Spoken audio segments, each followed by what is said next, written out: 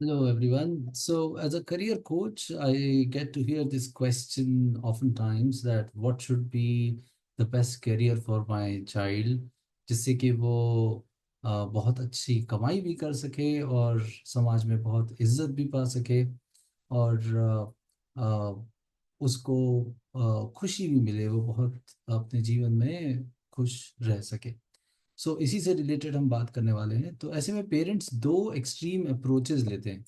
या तो वो उसे एक पकी पकाई एडवाइस दे देते हैं कि भाई देखो, डॉक्टर जो है वो बहुत अच्छा काम करते हैं और बहुत अच्छी कमाई करते हैं, या इंजीनियर करते हैं। नहीं नहीं, आजकल तो कॉमर्स ज़्यादा चल रहा है तो तुम्हें कॉमर्स लेना चाहिए।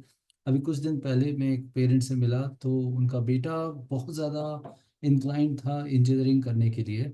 लेकिन ये जो पिताजी थे उनको लगता था कि आजकल कॉमर्स का बहुत ज़्यादा चलन है और साइंस तो बहुत मुश्किल है और कई सारे इंजीनियर्स को तो हम हायर कर लेते हैं, तो कॉमर्स ज़्यादा इम्पोर्टेंट है, तुम्हें कॉमर्स ही करना चाहिए। लेकिन बच्चे का जो था वो पूरा दिल इंजीनियरिंग की तरफ आया हुआ था और वो उसको मोल्ड करने की कोशिश कर रहे थे कि तुम्हें कॉमर्स करना चाहिए।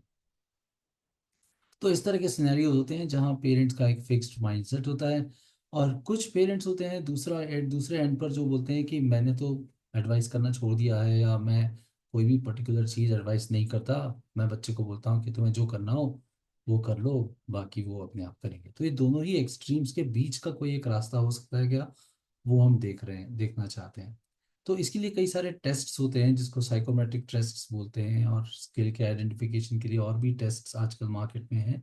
लेकिन ज़रूरी नहीं है कि टेस्ट करके ही बच्चे के स्किल्स को आइडेंटिफाई किया जा सके। एज अ पेरेंट आप बहुत समय से उसको देखते हैं, समझते हैं, तो आप उसको उसके प्राइमरी स्किल्स के बेस पे भी गाइड कर सकते हैं। लेकिन सबसे पहले इस मोल्ड को तोड़ना ज़रूरी है कि एक पर्टिकुलर करियर ही बहुत ही रिवार्डिंग करियर हो सकता है। और इसी टॉपिक पे हम बात करने वाले हैं।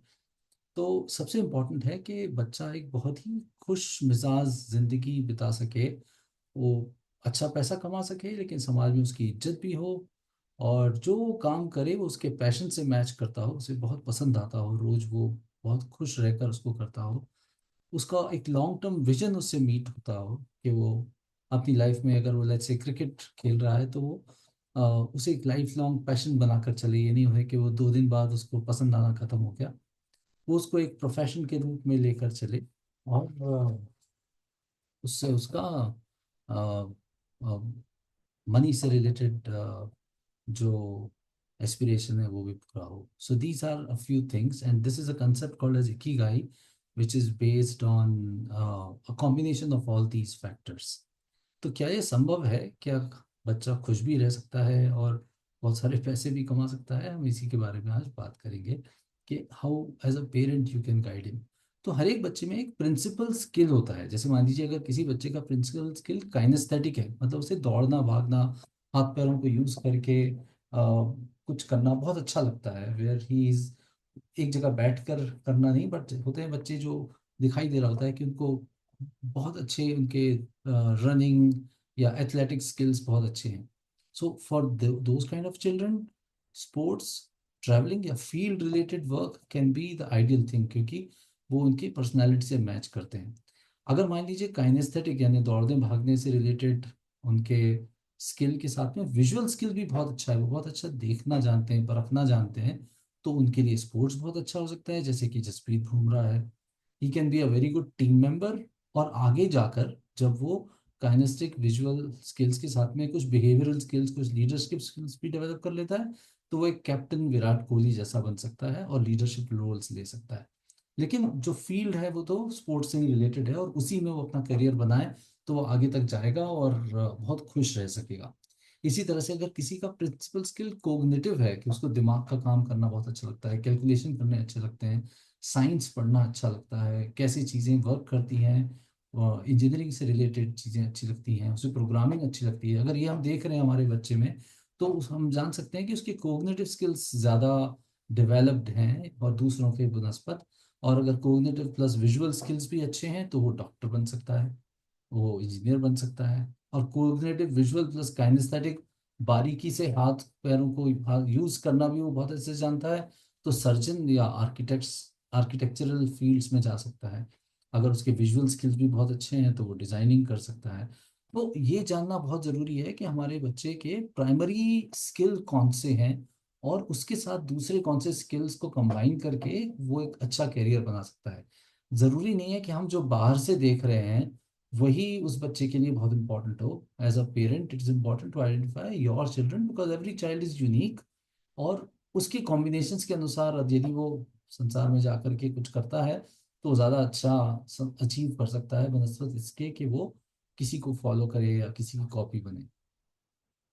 इसी तरह से अगर उसके प्राइमरी स्किल ओरल स्किल है प्लस बिहेवियरल है तो वो लीडरशिप रोल्स में जा सकता है।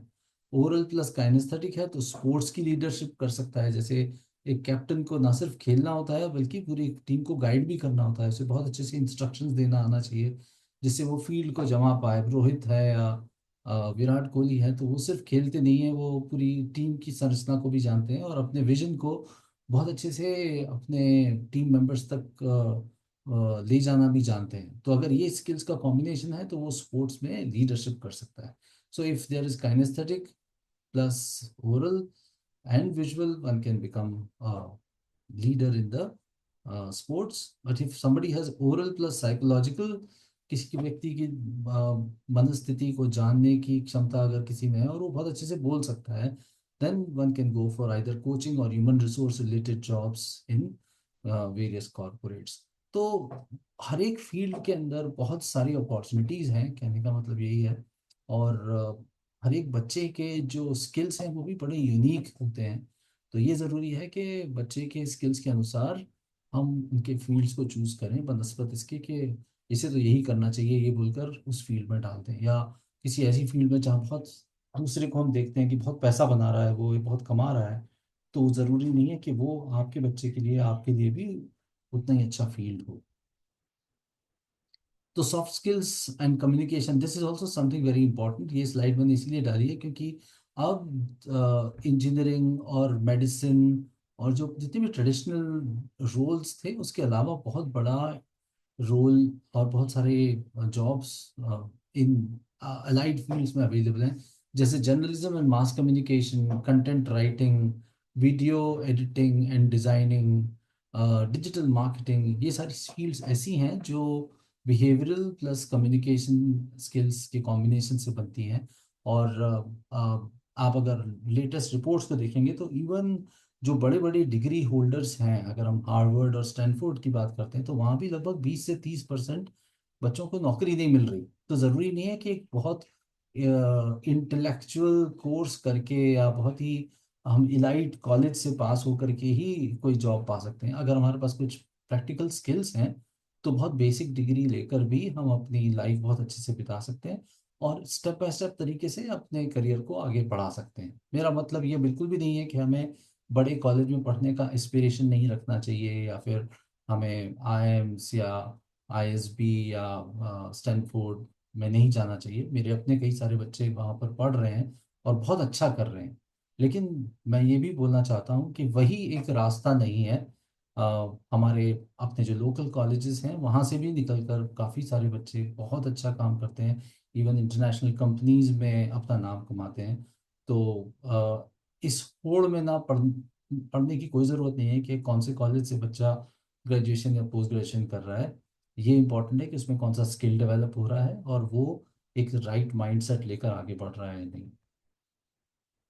तो ऐसे बहुत सारे फील्ड्स हैं और बहुत सारे सब्जेक्ट्स हैं जिनको बच्चे पढ़ सकते हैं, लेकिन इम्पॉर्टेंट ये है कि जो भी बच्चा फील्ड चूज करे उसी से रिलेटेड सब्जेक्ट चूज करे, और वो इनको तब चूज करे जब वो इसको एक लॉन्ग टर्म करियर बनाना चाहता हो। इन्फैचुएशन या एक अफेक्टेड बाय समवन वाली स्टोरी नहीं होना चाहिए। It should be something which is coming out of your own heart, and it should be based on your own personal achievements in the past rather than looking for what somebody else has done. So this is what it is. There are so many fields, there are so many avenues available these days, even without any specific skill. If somebody is a very good collaborator, one can become a corporate leader or even knowledge broker or real estate broker, where using collaboration and networking one can make a fantastic career, and there are so many people doing such a wonderful work in these fields as well. So this is what it is. In case you are looking for any kind of career guidance for your children, you can contact me on this number, and I'll be more than happy to interact with him and guide him or her to make a great career and carve a niche in the chosen area of one's calling. Thank you so much. All the very best.